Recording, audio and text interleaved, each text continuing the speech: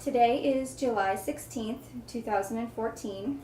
I'm Tennille Todd and Mary Newsom are here interviewing Ron Hare at his home in Hidden Valley, Charlotte, North Carolina.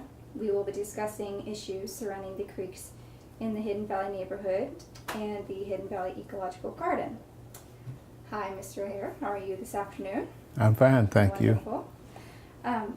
First, just tell me a little bit about yourself, where you were born and where you grew up. I'm a native of Charlotte. I grew up in the Hare community in Charlotte. I went to Second Ward High School, graduated from Second Ward High School.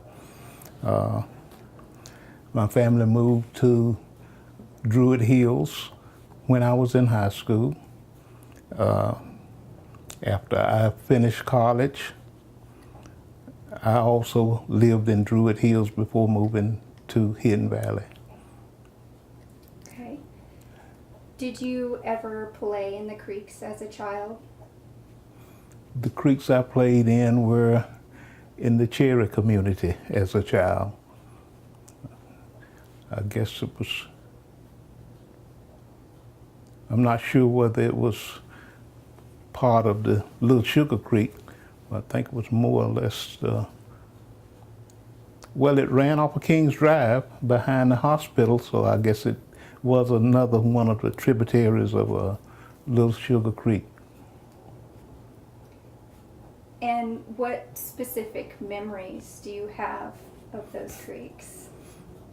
Well, trying to catch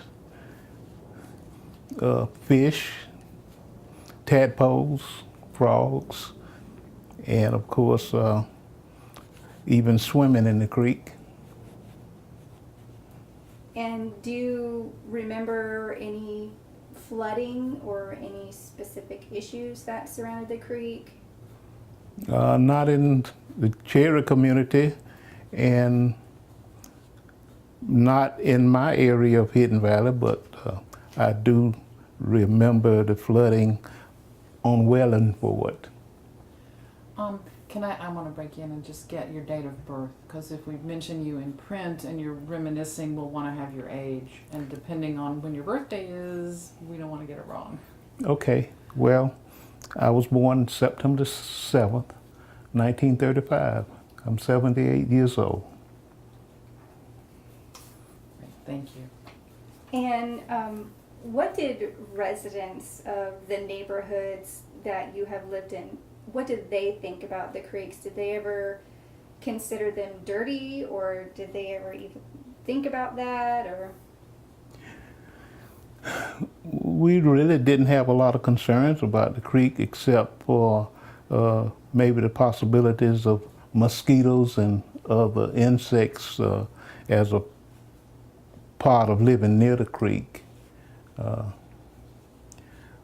When we've had heavy rains, my backyard has flooded, and I do have some erosion on the creek bank behind my house, and I think that's a concern for some of the neighbors who live on the creek banks.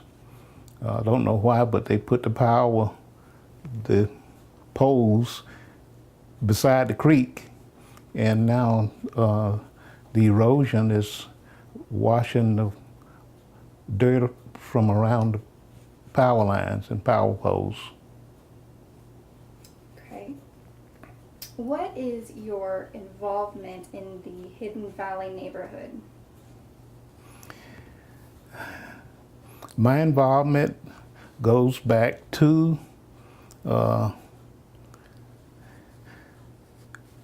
being a charter member of the Optimist Club. Back when my kids were small, they participated in sports and other activities sponsored by the Dorada Optimist Club. And a group of men in Hidden Valley decided that we should be doing something for the youth, and we formed the Hidden Valley Optimist Club in 1979. We became very active in providing activities for the community and for the youth. Laura Freck approached when she was our city council representative, approached the Hidden Valley Optimist Club and said that the Park and Recreation was considering renovating Hawthorne's Recreation Center on Hawthorne Avenue, and that we should go down to City Council and lobby for a recreation center in Hidden Valley. The Optimist Club is non-political, and we couldn't speak for the community as a community association. So the Optimist Club, along with some of the other neighbors in the community, formed the Hidden Valley Community Association. And for the first 10 or so years of the Hidden Valley Community Association, a member of the Optimist Club was the president of the Community Association. So there's a strong relationship between the Optimist Club and the Community Association. Okay.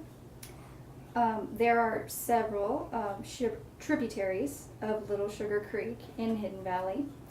And there's also a spring-fed pond on Dawn Circle, for instance, and several other springs. Do the residents of Hidden Valley pay attention to where the creeks are and where the water comes from? Is that something that they... I've talked to several of the neighbors, and I know that over the years there have been issues with the creek and flooding, and working with stormwater services to correct some of the problems. So yes, the neighbors who live along the creek banks have had issues and have worked with county government to try to correct those. Can I ask, when did you move to Hidden Valley?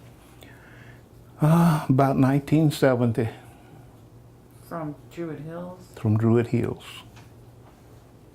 Okay.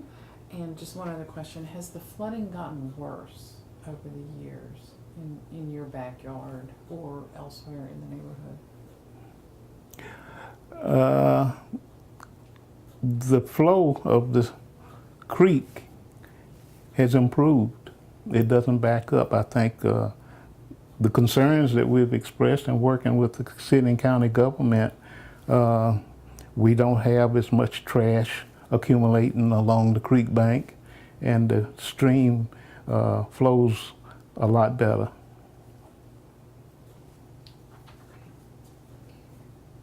What is the Hidden Valley Ecological Garden, and what was the purpose behind it?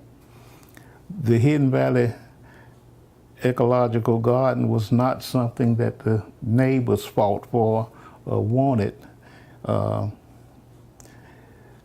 There's always been a little confusion about the boundaries of Hidden Valley. My interpretation of Hidden Valley and the interpretation of some in city government are a lot different. When I moved here, Hidden Valley was a neighborhood of single-family homes, and the boundaries were Sugar Creek Road and Cinderella Road and Tom Hunter Road, some of those roads. But and the houses on Wellingford, in my mind, were not part of Hidden Valley, but they became part of Hidden Valley. And when there was heavy rains, there would be flooding on Wellingford. And the city and county decided that they wanted to tear those houses down to eliminate the flooding problems. And so they came up with the idea of buying all the houses, tearing them down, relocating the people, and putting an ecological garden down there. So it was a flood mitigation project initiated by Stormwater Services. And what was your role in the project? Well, the county wanted to work with the community to make sure the things that were planned for the ecological garden was understood by the community, and the purpose was understood by the community, and they wanted to do it in a way that would be pleasing to the community. And so they worked with us and talked with us about what would be there and how it would look and what it would do and what could they do to make it more pleasing and to the community, be something that the community would appreciate. And So did you serve as sort of a liaison between the county and the residents? we're doing part of the negotiation and part of the talking. I was probably president of the community association or an officer in the community association. I've been president of the community association several times. Okay. Are you still the president of the community association? No, I'm not. Retired. But somehow downtown, when people do a search on Hidden Valley and contacts, my name appears. Who is the president now? The president now is Gary Dawkins, and he's dealing with some health issues, and the vice president is Ella Williams, and so she's more active in the role as of president. When we're through with this, I'd like to get, if possible, get their contact Okay. information. Thank you. Well, okay, so the county bought 20 parcels of land. About and 18 and displaced people, Okay. and they developed the ecological garden. How exactly did they acquire that land? I mean, was it sort of like an eminent domain thing? They just, were the owners willing to sell, or was it compulsory? They had to sell, or?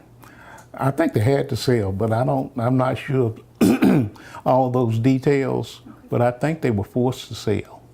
And I don't think everybody was happy with So it was pretty controversial in the neighborhood. yes. What do you remember some of the things that people were saying about that decision? Well, of course, some people didn't think they got enough for their houses. And then some who were renting, I think they had some rental properties down there. And people were relocated to areas that they felt were less desirable than Hidden Valley, where they were living. The renters that were relocated, what sort of compensation did they get? I'm not sure. I wasn't involved in that part of it at all. When I think after all that was negotiated and they decided to tear down the properties, that's when they approached the community and let us know what had been done, and then wanted to work with us through the developing of the ecological garden. And there was money set aside to do that. And after that part was completed, I think there was some money left over. And they came to the community to see how could we spend the remainder of the money. And there was talk about signage along Tryon Street and some beautification projects on Tom Hunter Road. And then that's when the idea of a walking trail was discussed.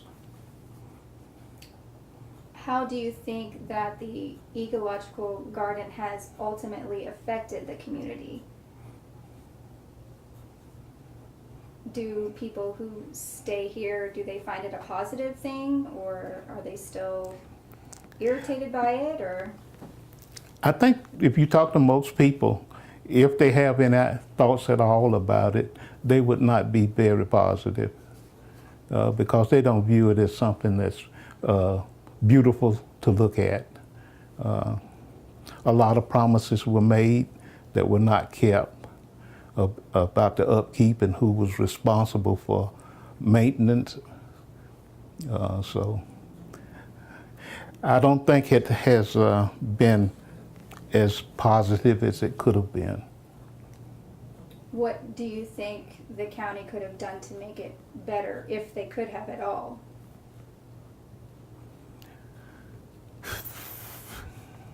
Continued to work with the community association in doing the things that they promised that they would do. Creating the paths for people to walk through. There was supposed to be, I guess, little bridges over some of the parts of the property. It was supposed to be something that I thought we could walk through. I know it was supposed to be all natural, but I'm not sure that people think we got what we were promised. It was completed in about, 2000, 2004?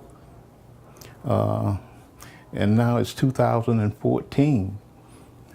And the walking trail that we talked about developing as an extension of the ecological garden, we're still fighting to try to get what we asked for. So the Mr. Hare's Nature Walk, is that part of the walking trail that you're talking about? Right. Okay. And have they started construction on that yet? Yes. There has been a committee formed, and it was more, I guess, North End Partners, whereas the group that actually has pulled people together to try to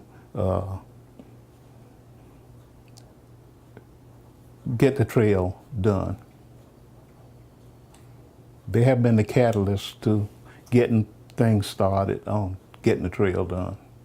How do you think the trail will affect the neighborhood, or what do the residents think about it? You know, when you say the residents, you're talking about 12, 13,000 people. And so when we moved to Hidden Valley, it was the largest housing development in the county. Since then, Highland Creek and Ballantyne have a larger than Hidden Valley. But you can take the footprint of downtown Charlotte and set it in Hidden Valley. So Hidden Valley is a large community. So it's hard to speak for 13,000 people. It's hard to pull 13,000 people together to get something done. So the community association may represent 13,000 people, but we don't have 13,000 people on board with what we are trying to do. Were there any concerns with the trail being built that you know of, such as crime along it or something? Well, that's always a concern. That was a concern with ecological garden, because people were making paths through there from Tryon Street, getting to apartments and other places. When we first started talking about the ecological, the walking trail, there was a hobo park back in the woods. So, you know, it's safety has always been a concern. Okay. I don't really have any more written questions. Mary, do you have anything? Yeah, hang on, I'm taking notes.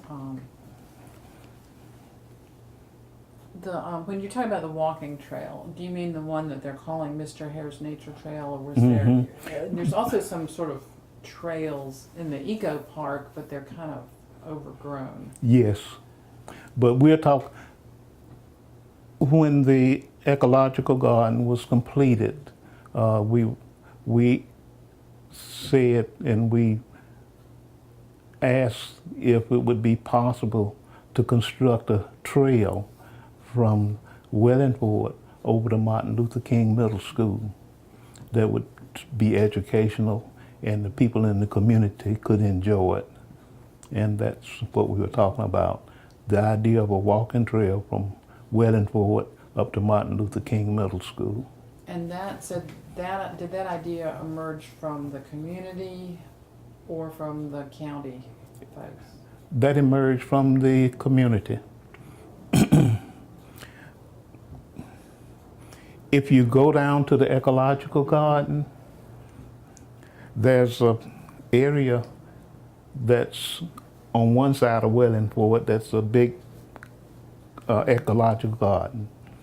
But then there are some other smaller areas around that were developed also as part of the ecological garden. And some of that's on the side of Wellingford near Martin Luther King Middle School. And so that's kind of why we came up with the idea of a walking trail. Yeah, I was there at the little thing July 2nd, and I walked up where they had bush hogged Mm-hmm. the route and kind of asked Pete, it's Pete, right? Yeah, Pete. Said, so who's gonna keep this mowed?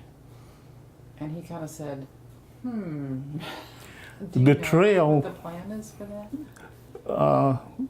The trail was supposed to be a hard surface when we talked about developing the trail. Since then, it has been downgraded from a nature trail more to a nature walk. So I'm not sure what we're going to get as in the final results of this thing. But it has always been my idea that would be at least some gravel or something along there that would make it walkable and passable.